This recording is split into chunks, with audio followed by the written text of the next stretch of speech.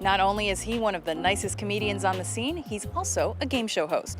But don't hold that against him. Hi, I'm Rebecca Brayton and welcome to WatchMojo.com. And today we're at the Just for Laughs Festival to speak with comedian Adam Hills. Hello everyone, I'm Adam Hills. Welcome to Gordon Street tonight, where tonight we are going out in style. I'd like to know how it's different to prepare for stand-up versus preparing for TV. The camera is the audience. There are more people behind that little box at home than there are in the studio. So I would almost apologise to the studio audience, because I'd come out before the show and have a bit of a chat, and then I'd say, I'm really sorry, when the show starts I'm going to have to look at that thing. And I felt really self-conscious, kind of going from, hey everyone, like what you do in stand-up, to hi everyone. You're currently on Gordon Street tonight, but you just finished up hosting Spicks and Specs, which means something very different here than it does in your homeland. But I want to talk a bit about music trivia. Elton John said, quote, I think people should be free to engage in any sexual practices they choose. They should draw the line at goats, though. My favourite piece of information that I discovered on the show was that the album Born in the USA, the Bruce Springsteen album, was banned. The cover, people tried to ban the cover in America because they thought it looked like he was urinating on the American flag. Is that the one where he's standing with the thing in his pocket behind, like yeah, you see his and you back? see him from behind, and you think, well, he's just standing in front of the flag. But then three things give away the fact that he might be urinating on the flag. One, the song Born in the USA is actually dissing America. It's not meant to be a patriotic anthem. It's meant to be, I've been kicked around by this country, I'm not happy.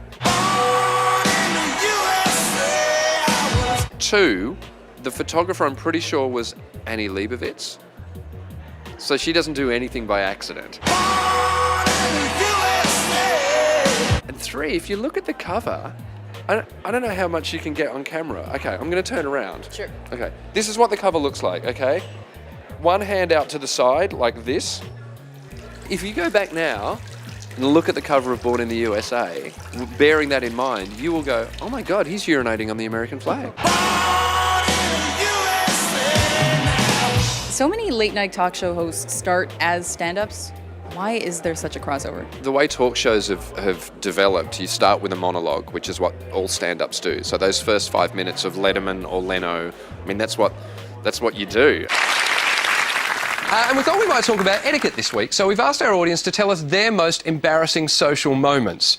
We also asked people online, and some of their answers included Chantel, who said, quote, back in the day when it was legal to smoke in pubs, I was searching around my handbag trying to find a smoke. I was about to light it up, only to realise I was in fact lighting a tampon.